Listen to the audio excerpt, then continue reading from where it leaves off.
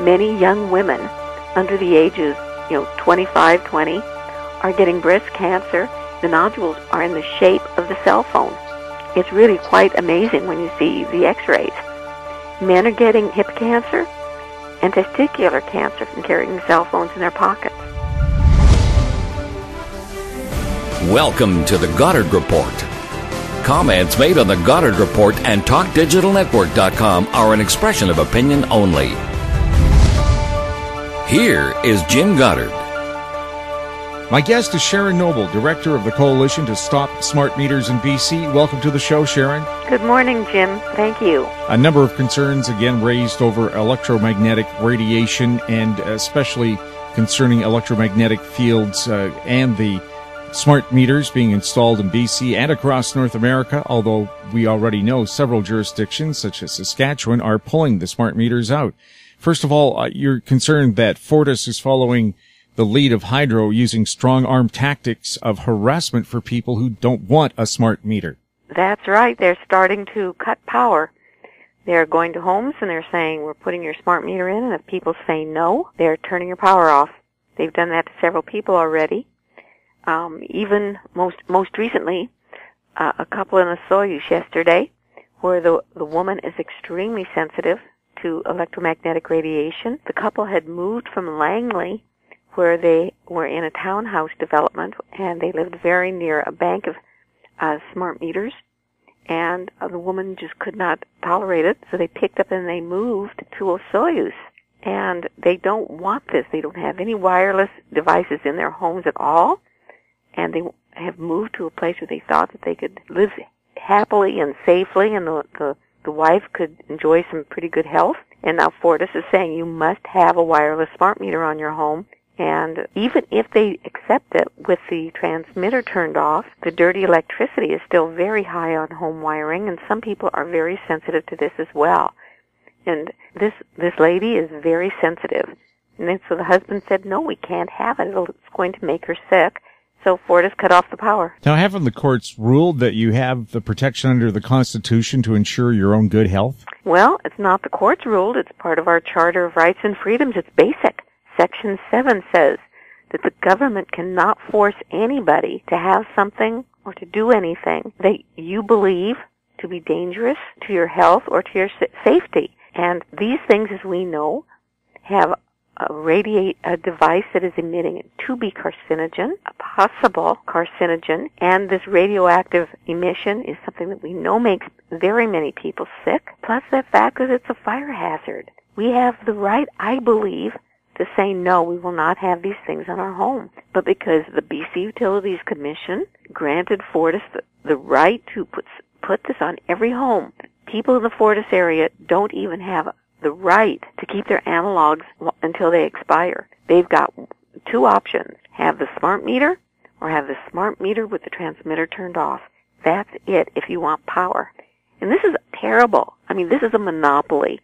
Fortis is a monopoly in their area of about 150,000 homes, just as Hydro is a monopoly for 1.8 million homes. We've got no choice. The only alternative is to go off the grid. And I can tell you, Jim, many people are so fed up with both Fortis and Hydro that they are going off the grid. And I don't know if you saw in one of my updates in the last week, Tesla, the big battery company, that makes the Tesla cars, has just come in with a brand new battery that's going to be affordable. Well, it's affordable for some people right now, but it's going to become even more affordable.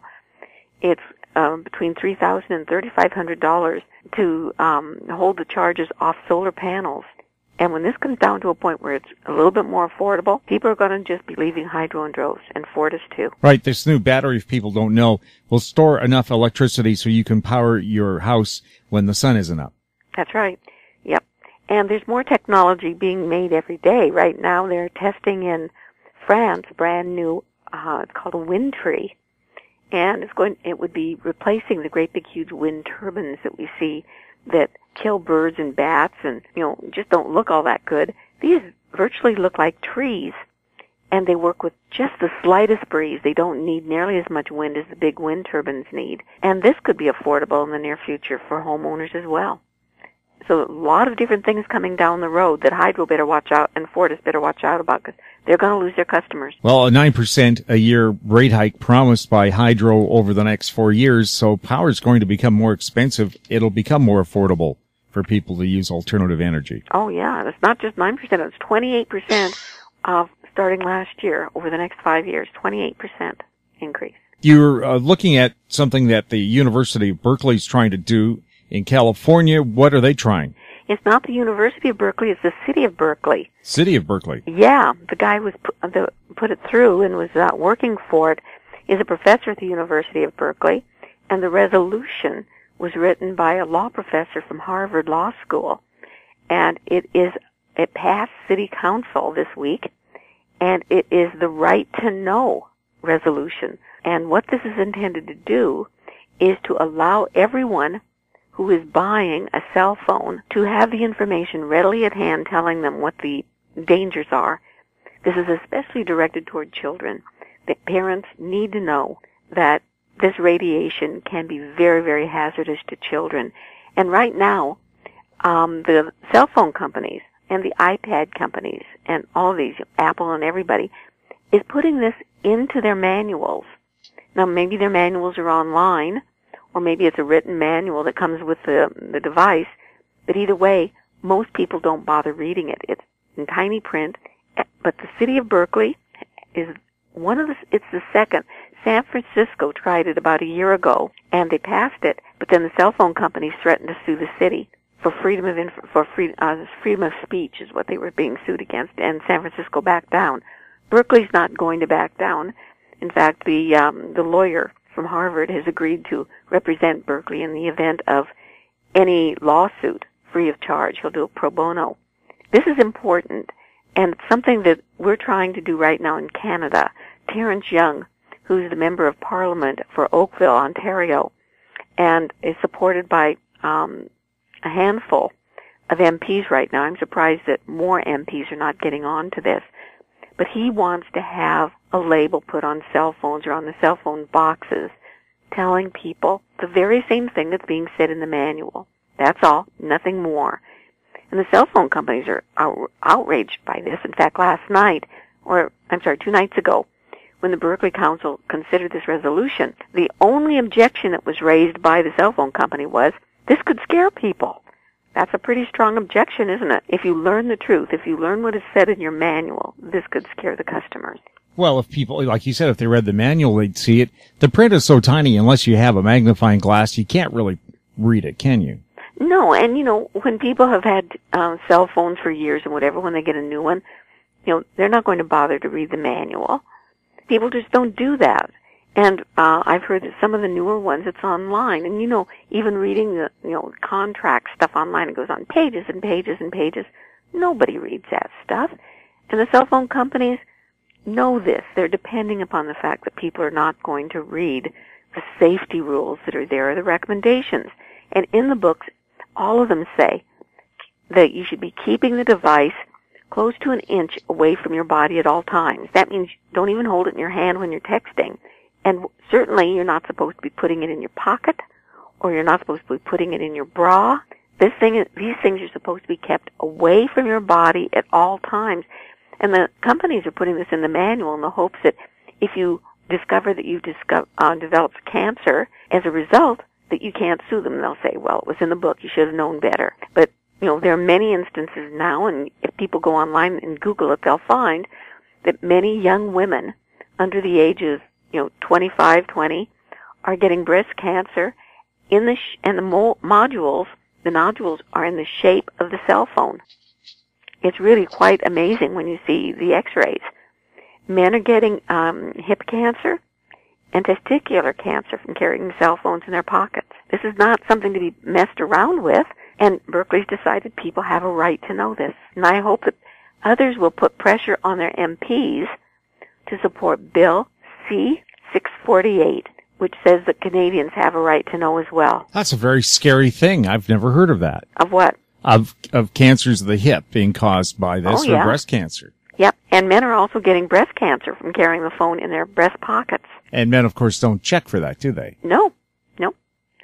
This is all stuff that's relatively new, but it's happening. And, someone told me, well, I switch it back and forth. I carry it in my one pocket for a while, and then I carry it in another pocket for a while. This stuff is cumulative. Your body's not going to forget that you had it there this morning, and it's okay if you don't put it back there until tonight. The only safe cell phone to be carrying on your body is when it's turned off, because even if you're not using it, if you've got it, silent mode or whatever, so long as it's turned on, it's still searching. It's searching for the nearest cell transmitter, and it's emitting radiation the whole time. This is one reason why kids should not be given cell phones to play with. These things are so bad, and it's so unnecessary to have this stuff. If you're giving your child a wireless device to play with, have it on, I think it's called airplane mode. I don't have any of these things, so I'm not familiar with the way to use them. But put it on the mode where it's not emitting signals. If you want to give them something to read or to babysit them or something, make sure that it's not emitting radiation. It's not emitting signals. Well, what about the brand new Apple Watch? That's going to be strapped to your body for how long? Every day? All day, yep. These things, and wearables. They're now coming out with all sorts of wearable things. Even kids, wearing diapers that let you know when they're wet. Oh, it's crazy. It's bizarre. It's beyond imagination, Jim, what's happening. Oh, boy. Whatever happened to patting the kid's bottom? Yeah, I don't know. All of these things are very appealing to people. I don't know why you have to be connected to the Internet 24/7, or why you constantly have to be texting friends even when you're walking through beautiful woods or on beaches, or when you're outside playing with your children. But that's what the new generation is doing. And it's going to be very sad when so many of them develop really serious health problems. There was I don't know, Jim, if you remember, a couple of months ago, in my update, there was an article about a young lawyer called Jim Gonzalez, and he was speaking about the fact that he had cancer in 3 spots. He had cancer in his hand from holding his computer, or his cell phone. He had cancer in his chest, near his heart, that was inoperable, and he had brain cancer. He had first of all used the phone for many years, ordinarily up to his head. Then when he heard about warnings that he shouldn't be doing that, he was holding it in his hand. And when he wasn't using it, he was putting it in his chest pocket. This young man, I think he was, in his 40s, had cancer for for about the last 3 or 4 years, and he spent every ounce of his energy and every minute of the time available to him warning people. And he died just recently. Very sad, leaving, I think it was 2 young children. And it was all related to his long-term use of cell phones. We'll have more with Sharon Noble right after this. More and more people are looking to the Internet for intelligent, riveting, and thought-provoking interviews. To advertise on the Goddard Report and TalkDigitalNetwork.com, call 604-699-8600, 604-699-8600. In Goddard we trust. Welcome back. We're speaking with Sharon Noble, Director of the Coalition to Stop Smart Meters in BC. We talked about the possible cancer risk from smartphones. Well, could you not go to your insurance company and have them pay for any damage caused by it for surgery and so on, treatment? No, Jim. There may be a few health ones around, but I doubt it. As we discussed earlier, Lloyd's of London, which is one of the major insurance companies in the world and which usually leads the way, is no longer covering any claims at all, whether it's health claims or whether it's lawsuits to companies. They're not covering any claims at all that are related to any RF emissions from wireless devices. And many employees should be concerned because they may have to sue their employers if they come down with cancer or any other disease. It's not just cancer. There are many other. There are neurological problems. There are physiological problems, many, many different problems. And if your employer is forcing you to use Wi-Fi devices or sitting in an office that's filled with Wi-Fi modems all day, and you become sick, your insurance company most likely will not pick it up. Now, probably the provincial health plans will cover you. But if you want to sue your employer for putting you in this position, good luck. He doesn't have the insurance. he will most likely not have the insurance. And of course, a lot of jobs require you to carry a cell phone or some kind of wireless device. Yeah, more and more, even in hospitals, which is one of the craziest places to have all this stuff. Nurses and doctors are being made to carry wireless pagers. They're being forced to use wireless laptops instead of, having paper files. And people who are the most vulnerable, those who are sick, young babies, are going to be exposed to more and more Wi-Fi in periods of their life when they shouldn't, when they are the most vulnerable. And doctors and nurses have expressed concern to me, and to many other, they've expressed concern quite widely that they're being forced to do this as part of their job. And many other people. There was a place on Vancouver Island this last week where someone went into the constituency office, wanted to set up a meeting to speak with her MLA about some of the things that are happening. She wanted to talk about smart meters, as a matter of fact. And this person is sensitive, and she carries a meter with her all the time because she wants to make sure that she's not in a restaurant sitting near a modem or something like this. And her meter went crazy in this MLA's office, and she discovered that the assistant sitting at the desk has a Wi-Fi modem very close to her, and she's sitting there all day long with this modem. It's a very common thing, Jim. It's happening more and more frequently, and most people haven't a clue. In the state of Nevada, the state admits that over 30 fires have been caused by smart meters, yet they still say it is safe to have a smart meter on your home. What's the story there? Well, the same thing's happening in British Columbia.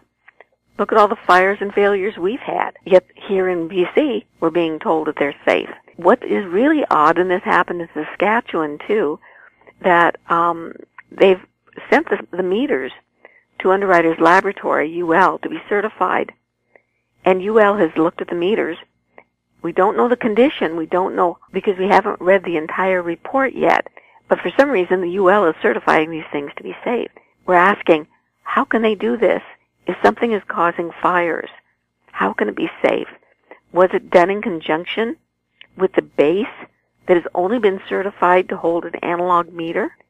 Were these smart meters that were certified safe holding a lithium metal battery? Did they look at the remote disconnect switch? What were the situations? How could they say, after all these fires and all these lives being put at risk, that these things are safe? It's beyond belief. But, industry has a long arm, and a lot of these things like UL do have industry affiliates. I'm not saying that they did not do a good job.